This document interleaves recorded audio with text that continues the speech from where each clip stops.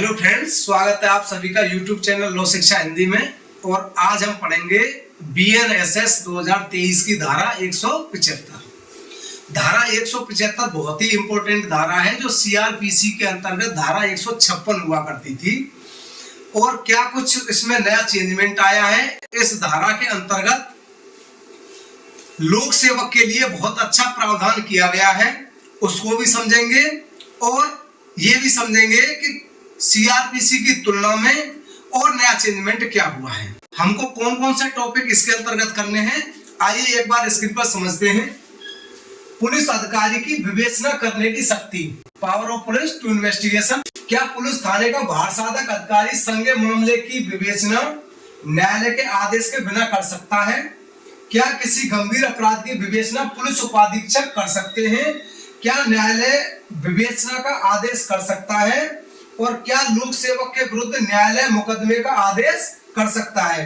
तो हमको आज ये टॉपिक क्लियर करने हैं और धारा 175 के अंतर्गत इसको समझना है। धारा 175 संज्ञेय मामलों का अन्वेषण करने की पुलिस अधिकारी की शक्ति, मतलब इन्वेस्टिगेशन करने की पुलिस की क्या पावर है। कोई पुलिस थाने का बाहर साधक अधिकारी से मतलब है एसएचओ या एसओ, मजिस्ट्रेट के आदेश के बिना किसी ऐसे संज्ञेय मामले का अन्वेषण कर सकता है जिसकी जांच या विचारण करने की शक्ति उस थाने की सीमाओं के भीतर के स्थानीय क्षेत्र पर अधिकारता रखने वाले न्यायालय को अध्याय 14 कौन सा था? जांचों और विचारणों में दंड न्यायालयों की अधिकारता के उपबंधों के अधीन है। तो इसका मतलब ये हो गया कि जो अधिकारता रखने वाला न्यायालय है उसके क्षेत्र में किसी एसएचओ को संज्ञेय अपराध की विवेचना करने की पावर है। अब जो विवेचना होती है बेशक उसे कोई उपनिरीक्षक करता है, लेकिन करता किसके? एसएचओ के बेहाफ पे करता है। पावर किसकी है? एसएचओ की है। एसएचओ आवंटित कर देते हैं विवेचना को, लेकिन वो सबमिट किससे होकर के जाएगी? एसएचओ से होकर के जाएगी। तो इसका मतलब ये हो गया कि एसएचओ के बेहाफ पे ही कोई उपनिरीक्षक उस विवेचना को कर रहा है। और क्या है? परंतु अपराध की प्रकृति और गंभीरता पर विचार करते हुए पुलिस अधीक्षक, उप पुलिस अधीक्षक से मतलब सीओ साहब से मामले का अन्वेषण करने के लिए अपेक्षा कर सकेगा। मतलब क्या हो गया कि एसपी अगर चाहे तो कोई गंभीर प्रकृति का अपराध हो गया है तो उसकी विवेचना सीओ स्तर के अधिकारी से भी करा सकते हैं। जबकि आमतौर पर यह देखा जाता है कि सीओ स्तर के अधिकारी कौन सी विवेचना करते हैं? जो दहेज मृत्यु से संबंधित होती हैं या एससी एसटी एक्ट से संबंधित होती है, उन विवेचनाओं पे करते हैं। परंतु अगर कहीं पे कोई मर्डर हो गया, वो इतना गंभीर प्रकृति का अपराध है और लॉ एंड ऑर्डर को देखते हुए एसपी उसकी विवेचना एसएचओ से न करा करके सीओ साहब से भी करा सकते हैं। तो ये प्रावधान किसके अंतर्गत है? 175 के उपधारा 1 के अंतर्गत। और क्या प्रावधान इसके अंतर्गत समझेंगे। इसका जो सेकंड क्लॉज है वो कहता है ऐसे किसी मामले में पुलिस अधिकारी की किसी कार्रवाई को किसी भी प्रक्रम में इस आधार पर प्रसंगत नहीं किया जाएगा कि वह मामला ऐसा मामला था जिसमें ऐसा अधिकारी इस धारा के अधीन अन्वेषण करने के लिए सशक्त नहीं था। तो सीओ साहब को मान लो किसी भी मर्डर की विवेचना अगर जो भी एसपी है उन्होंने दे दी तो उस कार्रवाई को प्रसंगत नहीं किया जाएगा कि उनके द्वारा विवेचना की गई है। और क्या है? इसका थर्ड क्लॉज कहता है धारा 210 के अधीन सशक्त कोई मजिस्ट्रेट धारा 173 की उपधारा 4 के अधीन किए गए शपथ पत्र द्वारा समर्थित आवेदन पर विचार करने के पश्चात और ऐसी जांच जो वह आवश्यक समझे करने के पश्चात तथा इस संबंध में किए गए निवेदन पर ऊपर उल्लिखित किए गए अनुसार ऐसे अन्वेषण का आदेश कर सकेगा। तो ये क्या था? जो धारा 156(3) सीआरपीसी के अंतर्गत थी, अब वो बीएनएसएस के अंतर्गत हो गई 175(3). अगर किसी व्यक्ति का मुकदमा थाने के अंतर्गत नहीं लिखा जाता है, उसके बाद में वो आवेदन करता है पुलिस अधीक्षक से और पुलिस अधीक्षक के यहाँ पर आवेदन करने पर भी उसका मुकदमा नहीं लिखा जाता है तो वो जाता है न्यायालय की शरण में। तो न्यायालय में वो आवेदन किस में करता है? धारा 210 में। जो 156(3) का आदेश था वो गया 175(3).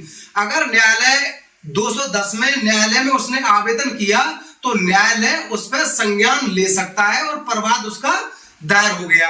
लेकिन अगर न्यायालय को ऐसा लगता है कि इसमें विवेचना कराने की आवश्यकता है तो वो 175(3) में FIR लिखने का आदेश थाना प्रभारी के लिए कर देंगे और थाना प्रभारी उसमें FIR पंजीकृत करके विवेचना प्रारंभ कर देंगे। जो 156(3) हुआ करती थी CRPC में, अब हो गई 175(3). तो 175(3) में आवेदन कर देंगे और किस पे होगा? शपथ पत्र पर। आमतौर पर आपने देखा होगा 156(3) का जो आदेश होता है तो वो प्रवाद दायर जो करते हैं तो शपथ पत्र पे प्रवाद दायर होता है धारा 210 के अंतर्गत। तो ये थी उपधारा 3।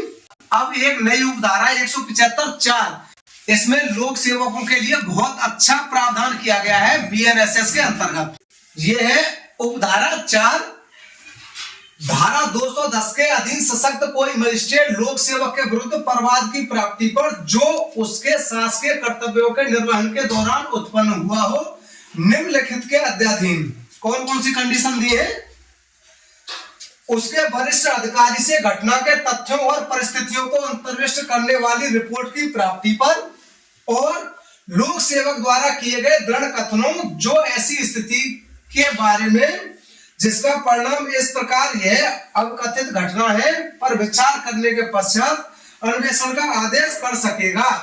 इस धारा का मतलब ये हो गया, कोई लोक सेवक अपने कर्तव्य का निर्वहन कर रहा है और उस दौरान उसके ऊपर या तो कोई आरोप लगाया जाता है या कोई घटना घटित हो जाती है और उसमें आवेदक द्वारा पहले थाने पे मुकदमा पंजीकृत कराने के लिए कहा लोक सेवक के विरुद्ध, लेकिन थाने मुकदमा नहीं लिखा गया तो वो कहां पे जाएगा? न्यायालय की शरण में जाएगा प्रवाद दायर करने के लिए।